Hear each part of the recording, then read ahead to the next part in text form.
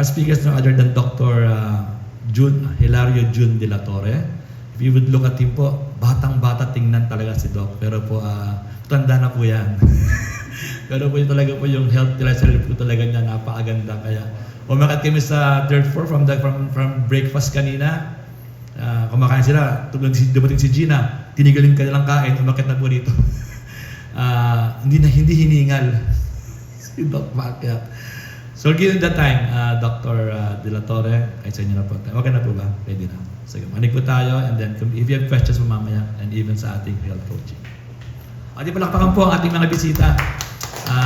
Siyempre, malayo ng galingan, Cavite pa, to be with us this whole week.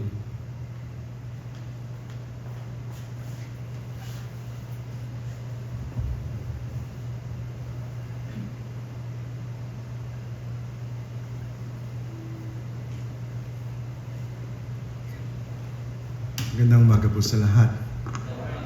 Okay.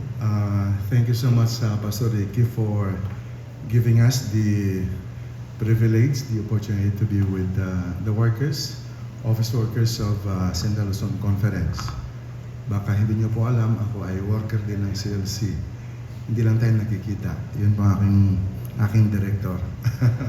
Actually, I started last year. I was one of the licensed LE under the group of Brother Alvin. Yung online, si Sir Alvin. So, kumusta na po kayo mga kapatid? Ready na po kayo? Okay, so aking pong kasama aking mahal na asawa doon po sa likod, Dr. Amabel, tutulong sa atin sa ating mga coaching, no, na mga program. Okay. Okay lang yung sa likod, nakita yung screen, hindi po malabo. Okay. Pwede siguro Pastor ating iurong sandali para medyo mas malaki or okay lang po yan. Thank you po. Okay. Workers, Pastor yung sabi mo kayo na Workers Wellness Week, hindi ko nakuha yun eh. If I have gotten that one, I should have changed the title of our program. Kaya nakalagay dyan Health Festival. Actually, we've been to Negros, San Carlos City, first week of November. I did this series of Better Lives seminar. Then after about a week, sa gabi ng pagitan, we went to Balingasan, Misamis Oriental. Also, we did the same kind of program, Better Lives seminar. Pagka inyo pong narinig, Dr. De La Torre, Pastor De La Torre, at saka yung Better Life, ibig sabihin doon ay akin yun. Amin yun. Minsan kasi, ako'y matanda na din. No? I've been in the work since 1987, 86, South Central. Pagkatapos nagmamisi ako, then Cagayan Valley Sanitarium. Then I went to IAS. I taught in the public department for about 4 years. That is where 2013 my wife was called to work in Kenya as a missionary. So we moved to Kenya. 2 years kami doon mga kapatid. Siguro kung hindi nagkaroon ng financial crisis, ganon siguro. Kaya we really move a lot sa gawain ng Panginoon. Ito siya, bago ito na ginawa ko na series, dahil sa marami tayong mga programs, meron tayong New Start, di ba? Meron tayong celebrations.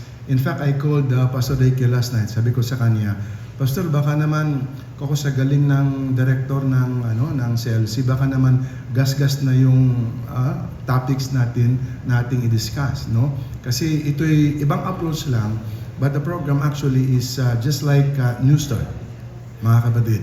Pero ito siya, maliban sa New Start, ang ating buong linggo na program, this is actually an evidence-based.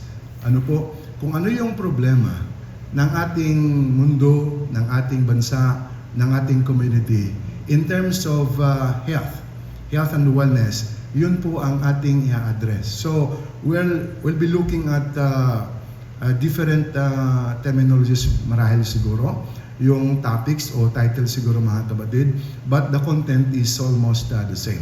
Otherwise, tayo muna yung mag-pray sandali. Loving Father, we come before your presence this morning. Thank you so much for bringing us together in this beautiful place of Central Luzon Conference to have this Workers' Wellness Week. Father, we invite your presence all throughout the 4 days that we'll be discussing all about health and also things that pertains to our spiritual life. Bless this group. Maybe others have not yet arrived. Bless them also, Father God. And thank you for the assurance of being with us, because all of this we pray in Jesus' name. Amen. Okay.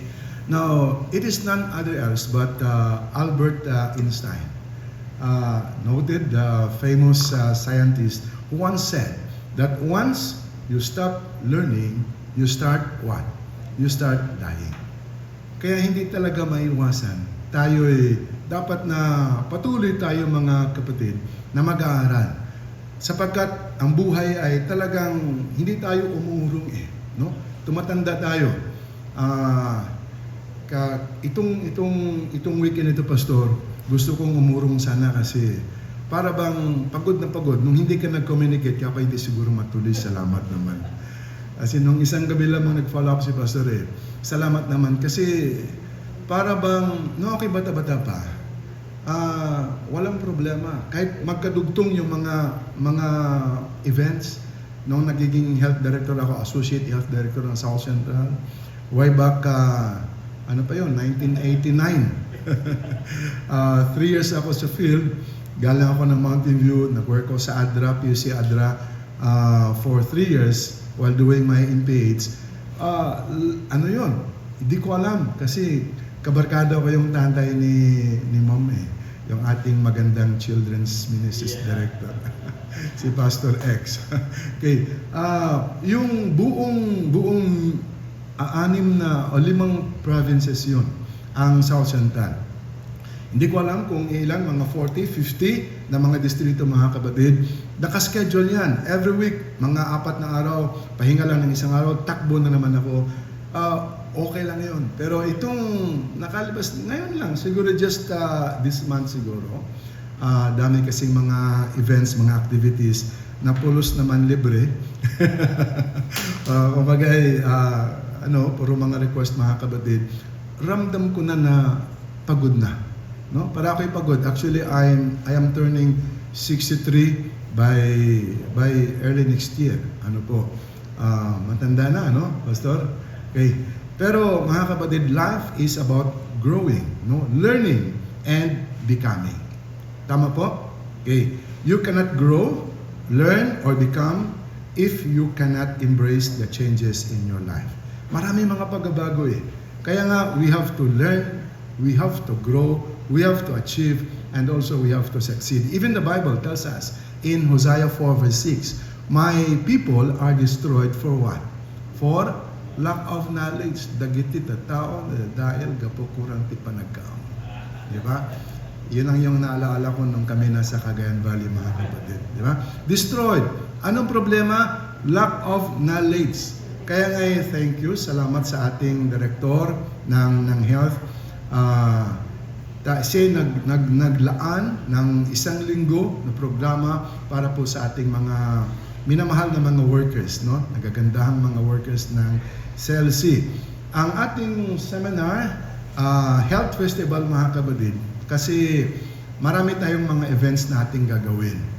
Pagka ito'y sa field, mayroon pang Zumba, Pastor, nag-exercise kami, mayroon pa mga cooking demo, kuminsan may mga masahe pa, may mga gupit pa. Yun ang ginagawa ng mga medical missionaries kasalukuyan ngayon sa kanilang mga field. But ngayon, more on lectures lang tayo at saka coaching. It is actually a 7 days journey towards healthier and longer life.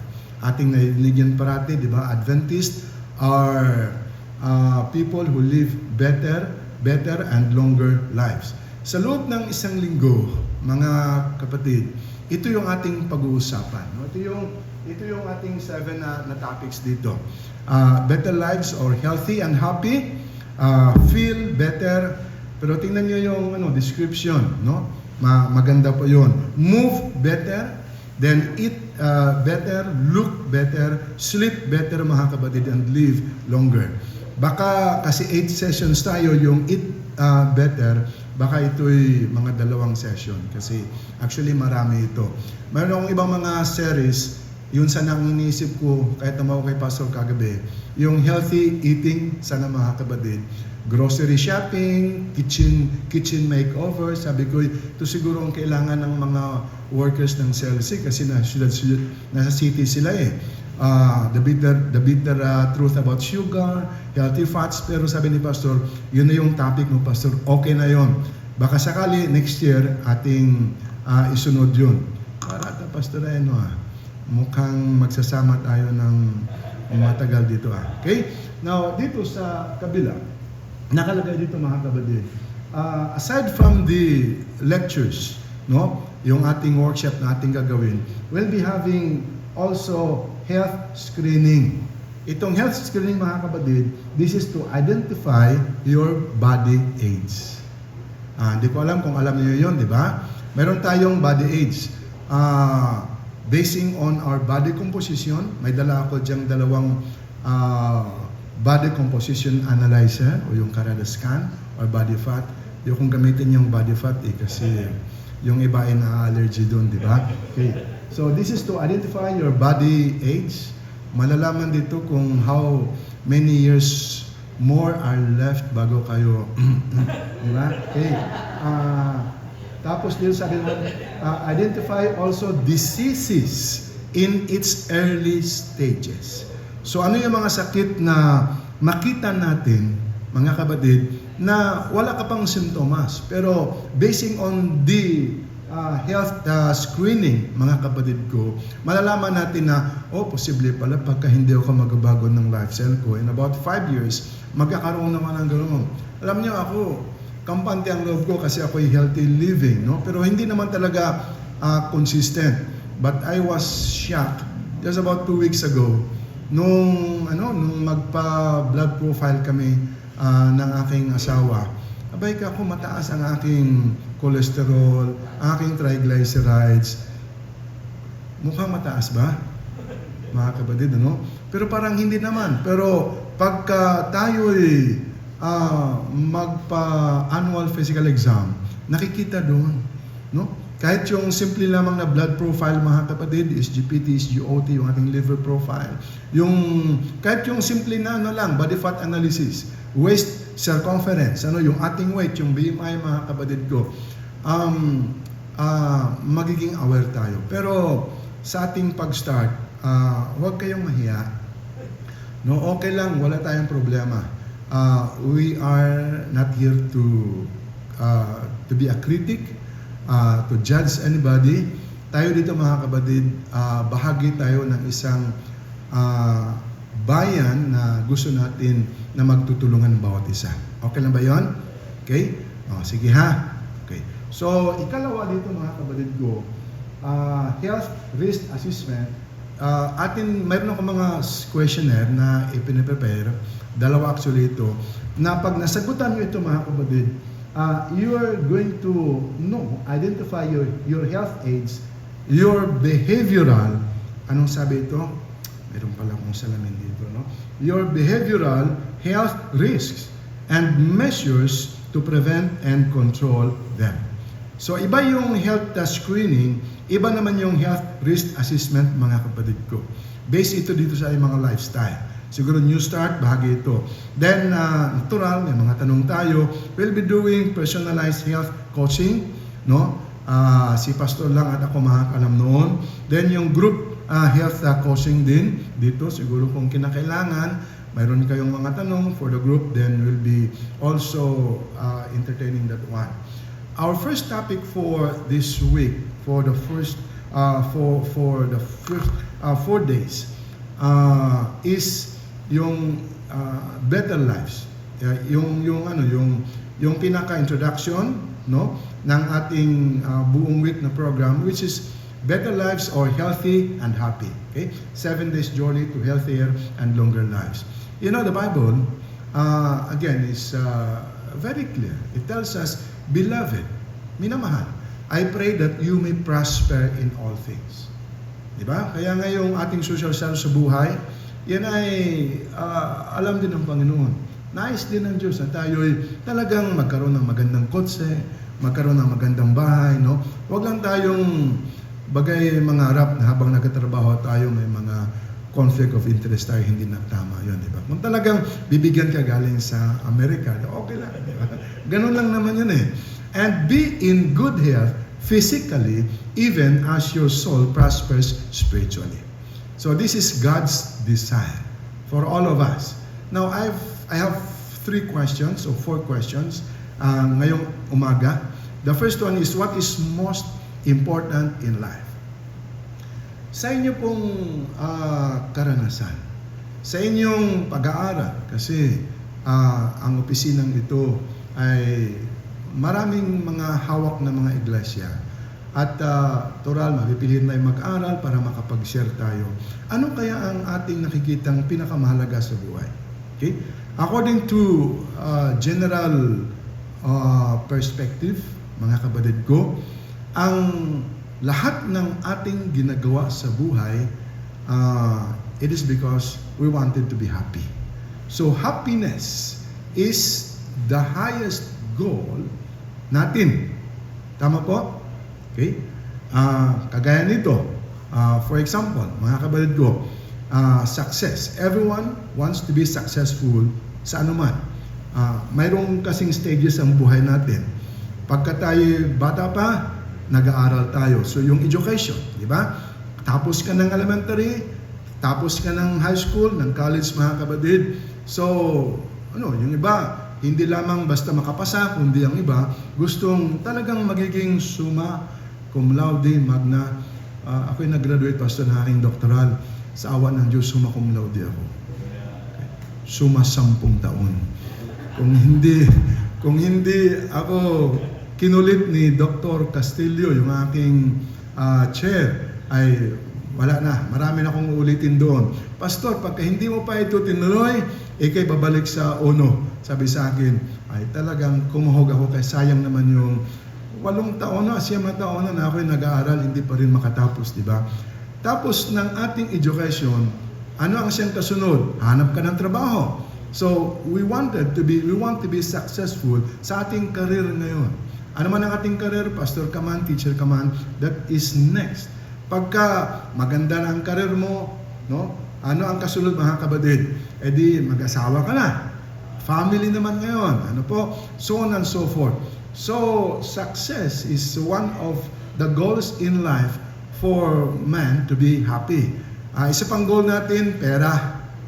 Yeah? Maraming naluloko dito. Ayoko na magsalita pa. Popularity, mga kapatid. Pagiging sikat, no? Yung iba ay mema. Wala namang masyadong bahagi, pero may masabi lang, di ba? Talagang imik ng imik. Ganon yun eh. Bida-bidahan kuminsan, di ba? Okay, ganun ta. At ang isa pang goal ng sa ating buhay, though hindi talaga ito goal, pero sinama ko dito yung kalusugan. Kasi Workers' Health Wellness Week tayo, mga kapatid. But somebody said, good health is the most of all the goals, lahat ng goal na nandito sa ating harap ngayon, mga kapatid ko. Ano ang pinaka-importante? Going back to the question, what is most important in life? Then Lee Strasberg said, good health is the most important thing. More than what? More than success. More than what? Money. And more than power. Mahatma Gandhi said, it is health that is real wealth and not pieces of gold and silver. Tama po? A noted CEO said, if health is lost, then everything is lost. Kaya ngayong ating caption kanina sa ating topic, Better Lives, if health is lost, all or everything is lost. Hello? Pakisabi nga sa katabi mo, all is lost. Ay, hindi naman kayo sumusunod. All is lost. Yeah. Pagka nagkalus-lus tayo. Pagka tayo ay nagkaroon ng sakit. No? Nagkaroon din ng problema, mga kapatid. Ganon ang talaga, CEO ito, di ba? So, here comes the workers of CLC, together mga kapatid ko, we are studying together. Better Life Seminar, 7 days, pero ating kinocompress ng 4 na araw lang. Ayaw kasi ng Sabado tayo dito. So the second question is this one. Now, after knowing that health is the most important in life, why? Why health is most important in life, mga kapatid? Kasi health is the most critical, di ba? Critical thing in our life. With your health, anything is possible. Without health, you cannot do anything. Hindi ba? Parang merong ganung sinasabi sa Bible, na without me, you can do nothing. Sa ngayon, at this stage, we'll go to that one later on, ngayon mga kapatid ko, without health, we cannot do anything. No? If you are healthy, you can do everything. You have everything. Sabi nga ng WHO, health is a resource. Kung ano yung ways and means? Resource for everyday life. It is not actually a goal in life, mga kapatid, but it's a social, personal resources as well as physical capabilities. So pagka malusog tayo, ano yung unang goal ng tao para maging masaya? Education. No? I stand as a testimony to that. Yung tatay ko'y mangingisda, yung nanay ko'y sa bahay lang, sa San Carlos, Negros Occidental, mga kapatid, noong kami maliit pa. Ngunit nung nagbalik loob yung nanay ko and the whole family, ako high school na noon, ay di nakita ko yung simbahan, sumisimba kami. Sabi ng mama ko, na hanggang high school ka lang. Wala tayong pera na makapag-aral. Di sabi ko, okay. Pero pagka-graduate ko, ako'y nag-kulpultur. Saan yung leader dyan? Sir. Ako'y nag-kulpultur, sir. Pagka-graduate ko, punta ako ng Bacolod. Na-meet ko yung mga estudyante galing MVC, then pag-uwi nila sumama na ako. Ang aking damit nakalagay sa karton ng sigarilyo, aking sapatos ay butas pa dito, mga kapatid. No? Ganon katindi. Ganon katindi. Then I worked sa Mountain View kahit saan. Trabaho ko sa rancho, di ko kaya, sa food factory, at kasama ko si Dr. Ben Margal sa SSD. Nakasama ko yun. Siya ay part-time worker, pero ako ay full-time worker. Alam nyo kung saang department? Sinong makahula? Full-time worker ako sa girls' dormitory. Grabe. Grabe yun, mga kapatid ko. Talagang girls' dorm. Wag na lang. Sige ha? So, social and personal, pero ang bait-bait ko ha. Diba? Okay, 30 na ako nag-asawa. Kaya nakatiis na hanggang doon, di ba? Resources. Kaya nga, buti na lang hindi ako nagkasakit, mga kapatid. All the way ang nagkasakit yung tatay ko, kaya ako'y second year, namatay yung tatay ko. Ako'y umuwi, alam ko hindi na ako makabalik, pero sa tulong ng Diyos nakabalik naman. So, our health, mga kapatid ko, why health is most important? Because health is our greatest possession. Gusto ko itong maidiin sa atin. Most significant foundation of any future. Huwag nating bibiru-biruin lang si Pastor Ricky kasi yung department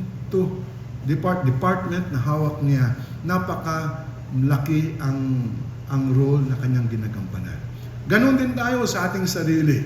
No? Pagka ating priority sa buhay, we value our health, mga kapatid ko. Isipin mo yun, greatest possession. Most significant foundation. So lahat ng bagay ating pupwedeng makuha.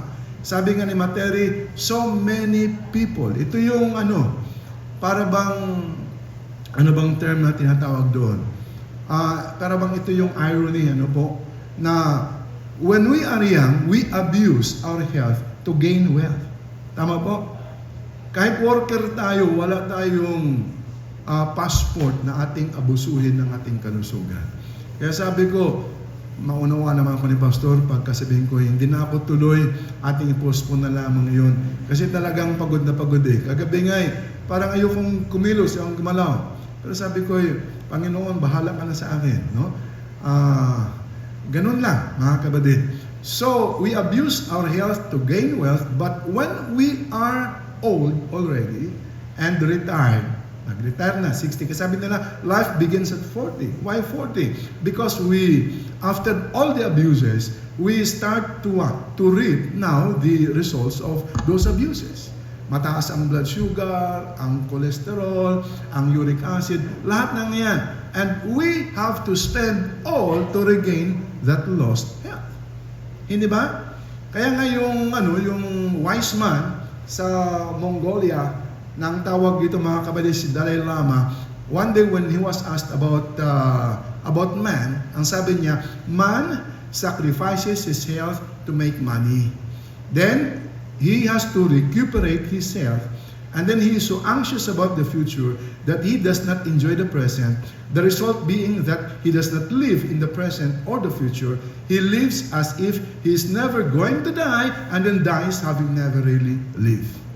Tama, di ba? Ganun tayo eh. Ganun ang ating ginagawa sa buhay. Let us all remember that God gave us the gift of life. And how we take good care of this life, this body, mga kapatid, is our gift back to the Lord. Di ba? Gift of living well. Atin niyang pasalamat sa Panginoon. Then, that third question, how do we achieve better health? Ito ang siyang ating goal sa buong 4 na araw na ito, mga kapatid ko. Sabi nga ng WHO, health is not merely the absence of disease, but health is what is the complete state of the physical, mental, social, spiritual well-being of man. Let us remember that health is not only taking care of the body, okay? Yung lahat ng aspeto ng ating pagkatao, including the mind. Actually, yung ating utak, during the week, we will understand na ito ang siyang pinaka-magulo sa lahat, di ba? Yung ating spiritual, yung ating relasyon. Now, sa iba pang bagay, mundo, even the environment, the political, mga kapatid ko, cultural, mayroon itong bahagi determinant to determine my health and also whatever comes to my health. Ganun talaga yun, di ba? I know of one place, nabanggit, parte siguro sa India dyan, na yung presidente naggawa ng batas. Kaya ngayong mga policy makers, mahalaga yan, naglalabit tayo kung minsan dyan. When I was in Cagayan Valley, I was very active in that smoke-free program. In fact, we were able to praise God by succeeding in making the whole city of Santiago City a smoke-free city. Ang Cagayan Valley Sanitarium ang siyang nag-spearhead doon, mga kapatid. Magandang program. Nagalabi kami kahit saan. Yung lugar na yun, wala kang mabiling white rice kahit saan kasi ayaw ng presidente na magbinta ng puti na bigas. Unpolished rice, pinawa. Kaya maganda, no? Kaya maganda yung ating presidente siguro ay ating parating pupuntahan. No? Mission to the powerful. Nagplano ka na ba, Pastor? Tungkulin mo yun. Dito ka eh. Dito ka sa malapit sa Malacanang, di ba? Gagawa tayo ng program so we can mission to the senators, the congressmen, the president, at yung lahat ng mga cabinet secretary na yan. Ako'y para bang ayoko nang lumalapit sa mga malataas na mga tao. Pero pagkatapos ng ating lesson nung last week, mga kapatid, sabi ko, mali pala ako.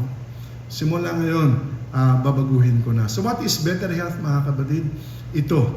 No? Ibang concept ito. Hindi ito narinig kahit saan. No? Kasi ito resulta ng aking 1 year na schooling sa Canada. I am a certified exercise nutrition coach, mga kapatid. I'm working on my sleep, stress and recovery certification sa Precision Nutrition sa Canada.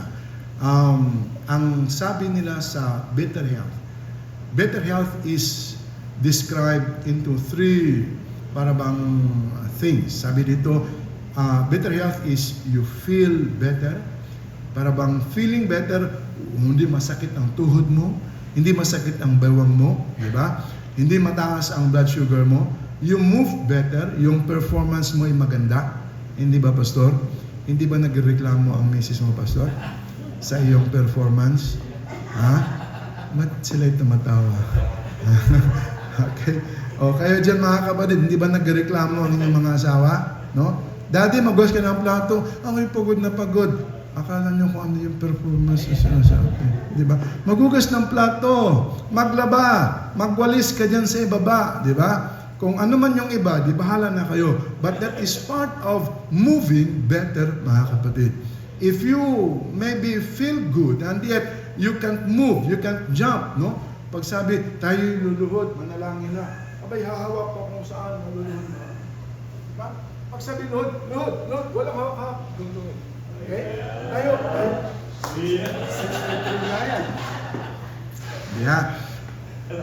Alam mo, okay, bata-bata pa. Kahit ngayon, I see to it na pagka umaga, yung push up ka lang ng 20. At saka sa hapon, nag-push up ka ng 20 din. Maganda man yung tingnan, no? Pati yung katawan mo medyo maganda tingnan. Hindi yung para bang gagawin na lamang na banana bread yung makasidlang to 10. Di ba mga kapatid? So, maganda. So, and yung huli, feel better, move better. And the last one is look better. Kahit ikay maghubad, ano? Ako ngayon, nahihiya pa ako maghubad kasi parang nakikita yung abs ko kasi eh. Pero nag-iisa lang. Isang abs lang. hindi ano. Ako ngayon, gagawin kong goal na siguro mga next year. Gagawin ko. Para at least yung aking isang abs ay di magiging dalawa man lang. Di ba? Ganun. Mag-compete kami ni Pastor Ricky. Okay? So, number 4. Kuha na natin ha. So how to achieve better health mga kapatid? Feel better, move better, and look better. But we still have a lot of stuff. Ngayong week natin pag-usapan. We'll be discussing also yung sleep better mga kapatid. Yeah? Mamayang tanghali ba Pastor o mamayang hapon? Malalaman natin yung what are the health problems of the world today? And how are we going to address? And how is CLC is affected with that as well. Now, sapagkat i-worship naman ito, is there something more important than good health? Kasi sabi kanina, health is the most important. Mayroon ba mas importante pa kaysa health, mga kapatid? Ha? Yung sinabi ko na if health is lost, practically all is lost. Mayroon pa yung quotation na isa eh. Okay, sabi ni Billy Graham, when wealth is lost, nothing is lost. When health is lost, something is lost. But when character is lost, then, anong sabi ng mga kapatid? All is lost. Tama po? Tinian ko sa dictionary, ang character is the mental and moral qualities distinctive of an individual. Ano yung moral? Moral is concerned with the principles of right and wrong behavior and the goodness or badness of human character. So yung character mga kapatid is it deals with what? Yung ating mga values, di ba? Yung ating moralidad, no? Right and wrong. Okay? Alam niyo, hindi ito basta spiritual lang. Kundi ano bang tama doon sa pag-iingat ng ating kalusugan? Anong hindi tama sa pag-iingat? Diba? Atin bang ginagawa yung tama? Yun eh. At ang nagiging resulta doon mga kapatid ko ay yung ating karakter. Hindi basta lang na ikay malusog. Kasi yung kalusugan naman, magandang katawan, magandang performance, maraming goal ang tao. Mayroong iba gusto lang papugi effect, diba? Magandang tingnan. Pero, ang pinaka-goal talaga ng pag-iingat ng ating kalusugan, walang iba kundi tayo, sabi na sa Biblia eh, Romans 12 verse 1 and 2, anong sabi doon? Ano ba yun? Anong pagkasabi ng Romans 1 and 2 mga kapatid? Offer your bodies, I beseech you therefore brethren, that you offer your bodies as what? As a living sacrifice. Anong i-offer yung ating katawan? Okay?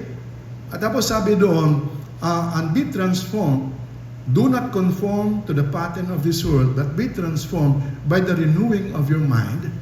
Then you will be able to know what is that good, acceptable, and pleasing will of God. So ano bang kalooban ng ating Panginoon, mga kapatid? Ano bang mabuti? Ano bang ano bang katuwiran ng ating Panginoon? Di ba? So, ang ating katawan, bahagi, yung ating relasyon sa Diyos, bahagi doon yung ating kalusugan, spirituality, no? Yung kaharian ng Diyos, mga kapatid. Kaya nga Matthew 10:28, sabi, do not fear those who kill the body but cannot kill the soul. But rather, fear Him who is able to destroy both body and soul in hell. Hello? Huwag tayong bagay, ang kalusugan mahalaga, no? Mga kapatid. Pero mayroon pang mas mahalaga pagka ang ating kaluluwa kasama ng ating katawan ay mawala sa dagat-dagat ng apoy. What shall it profit a man if he gain the whole world but lost his own soul? Yung soul, yun yung karakter natin. Nakuha niya, mga kapatid. Kaya sabi ng Panginoon, for God so loved the world, He gave His only begotten Son, that whosoever believe in Him will not perish, but will have everlasting life. Anong goal ng health? So we will live. But yung goal ng, higit pa na goal ng mabuting kalusugan, mga kapatid, walang iba kundi tayo magkaroon ng forever. Diba? Everlasting life, eternal life. Kaya para makuha natin ito sa buhay ito, alam natin to, pero kuminsan lang yung emphasis. Alam mo yung pagbasa ng Biblia, ito akin itong karanasan. Ating alam ang Bible, nagsisermon tayo, nag-worship tayo sa bahay, pero nagbago ba tayo? Kikinig tayo ng sermon, di ba? Tuwang-tuwa tayo, ang galing ng aming speaker, whatever. Pero may nagbago ba sa atin? Ako'y pastor, ako'y direktor, ako'y presidente, ako'y secretary sa CLC. Tayo'y mga leaders pagdating sa spiritualidad ng buong Central Luzon Conference. But during the course of time na tayo po'y naglilingkod, mayroon nagiging mas mabait ba tayo kaysa nung unang pumasok tayo dito? Hello? Tayo ba'y mas magaling makisama? Tayo ba'y mas maraming oras na nagbabasa ng Bible? O are we remaining more, abiding more, connecting more in Jesus? Yun ang siyang tanong, mga kapatid. Kaya sabi sa atin ito ngayong umaga, seek ye first the kingdom of God. Ito, alam na alam natin, pero kung atin itong babasahin ulit, 100 beses, sigurado, mga kapatid, mayroon pa ding impact na mangyari sa atin. Lalo tigit pagka inuunawa natin ng gusto. Seek first the kingdom of God and His righteousness. Minsan ang ating hinahanap, we seek first the desires of our stomach. Diba? The desires of our eyes. No? Pagka mayroong mga pagkain dyan, natigit pagka libre. Kasi sanay tayo pagka nasa opisina tayo, pagdating sa mga simbahan, diba? Paghanda ng mga kapatid, talaga namang, diba sir, no? Talagang masaya. Mayroon dyan. Okay, masaya. Pero mayroon ba tayong control sa ating sarili? Alam mo na ang iyong blood sugar medyo tumataas, ang iyong cholesterol tumataas. Diba? Kaya nung siguro isang buwan makita ko, ngayon, kumakain pa rin ako ng itlog, pero makapansin naman mo yan bakit tinira ni Doc dito yung dilaw ng itlog? Kasi kain ako ng itlog, pero yung dilaw, hindi ko na kinakain yun. Yan ang unti-unti na mga changes na ginagawa. If I can control at ako'y hindi nagtakbo, hindi nag-exercise, then I don't eat rice.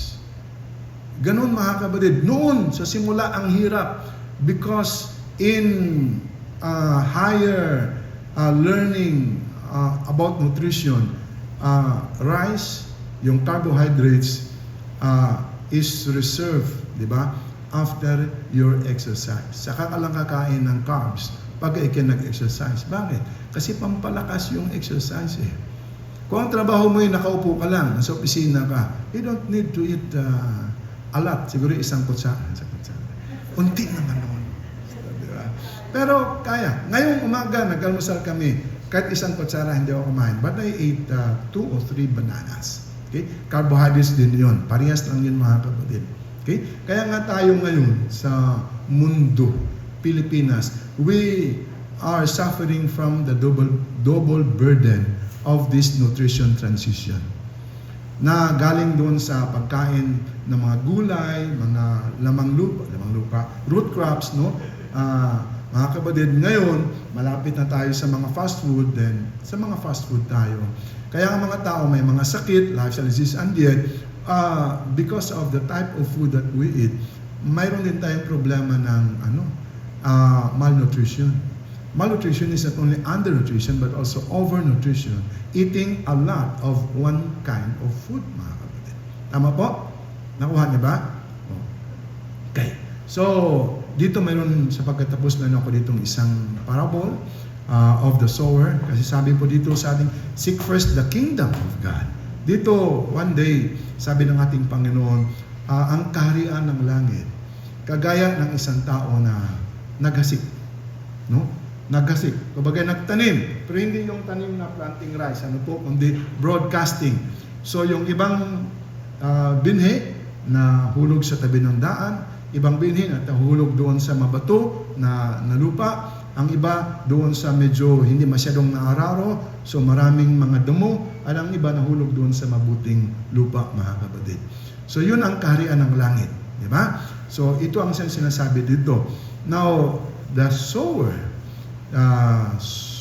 okay, no? So ito, 4 na klase ng lupa, the path, rocky, thorny, and then the good soil, mga kapatid. Sabi po dito, the parable is this, the seed is the word of God. So yun yung kaharian ng Panginoon. Po, yung wayside, mga kapatid, anong sabi doon?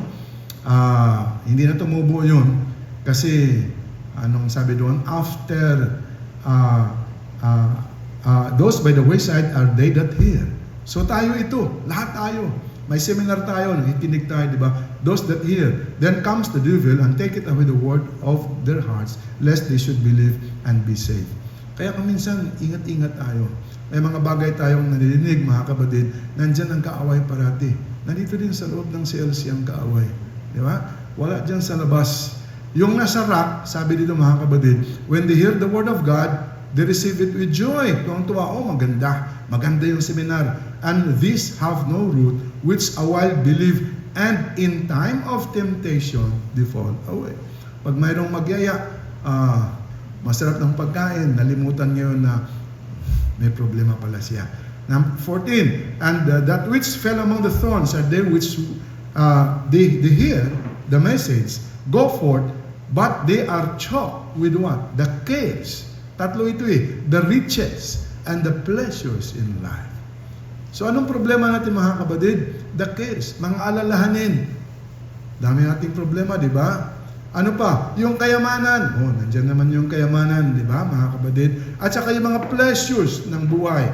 Kaya nga, nagbunga, but yung bunga ay walang laman. Hello? Maliwanag po? And those that fell on the good ground, okay, they hear the word, keep it, and bring forth fruit with patience. Tayo, mga kapatid, ay meron tayong seminar. Better lives. Importante, most important, sa lahat ng seminar na meron tayo, mas importante pa kaysa stewardship. Hello? Kasi yun ang focus ko minsan natin, di ba? Puro tayo pera, di ba? Pero, health is most important than gold and silver. Yun ang ating pinag-usapan ngayon. Di ba, mga kapatid? Hello?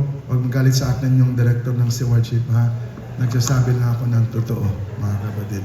Pero I bet you, totoo yun. Kung mag-focus tayo sa kalusugan ng mga kapatid ko, yung pera na dumaratingan sa CLC, madudubli yan. Pero pagka mag-focus tayo ng ibang bagay, minsan ang mga kapatid ay nag-iisip din. Pero kailangan makita yung mga leaders, yun ang halimbawa. Kaya nga si Pastor Ricky, magandang halimbawa yan Okay? Tingnan mo ang katawan. Talagang healthy talaga yan. So ang tanong ko ngayon, mga kapatid ko, sa loob ng linggo na ito, mag-aaral tayo, which do you think you belong? Which soil do you think you belong? Kayo ba ay yung tabing daan, mabato, madamo, o mabuting lupa? Okay? Atin ang alam, no? Yung tabing daan, pagka Biyernes, limot na yung ating pag-aaral. Dinagit ng ibong mandaragit. Okay? Okay? Kita lang yung Jollibee. Walang ganyanan, pastor. Okay? Yung rocky soil, hindi na. Pagdating ng pagsubok, wala na. Yung madamo, pagdating ng maraming mga gusto Ganda nung kotse ni pastor, Yung aming treasurer, maganda ang kotse. Gusto ko din magkaroon ng ganon. Yun. The riches in life, the pleasures in life. Kaya nga nagbago na, mga kapatid ko. Di ba? So, ano tayo dito? Or are we the good soil? Napakinggan, ginawa, keep it. Anong sabi dito kanina? Di ba? They heard the word, they keep it, and bring forth fruit with patience. Talagang mayroong pagsisikap. Otherwise, mga kapatid, I pray that God, I pray God, your whole spirit and soul and body be what? Preserved blameless until Jesus coming again. Sabi ng ating Panginoon, ito kanyang pangako sa atin, I come that you might have life and have life more abundantly. So, ang ating gagawin ngayon, you write your life mission statement. Ask what is lacking in your life right now. What values are most important to you? Is it success? Ikaw ay manatili sa iyong department hanggang pagdating ng Panginoon? Kung hindi, kaya ang goal ay mapunta ng union o ng SSD man? Okay. What values are most important? And then yung challenge and also my invitation, be aware. Study and learn together what our goals in life are. And to do good and to do what is right. Diba? Maraming naluko dito. Merong dito, pastor? Maraming naluko dito. Diba? Yung magandang sasakyan, mga kapatid. Pero wala akong sinasabi, ha? Ang gusto kong sabihin sa inyo, ang sasakyan natin ay minsan mas mabuti pa yung sasakyan. Ang preventive maintenance regular. Ang ating langis ilalagay ay yung pinakamahal talaga na langis. Diba? Wala pang 5,000, 4,000 pa lang, nagpapa-PMS ka na. Pero ang ating kalusugan, pinababayaan natin. Health is most valuable asset. Invest in it. It is the only one you've got. Otherwise, God bless us. Hanggang mamaya, ha? Salamat na marami. God bless us all.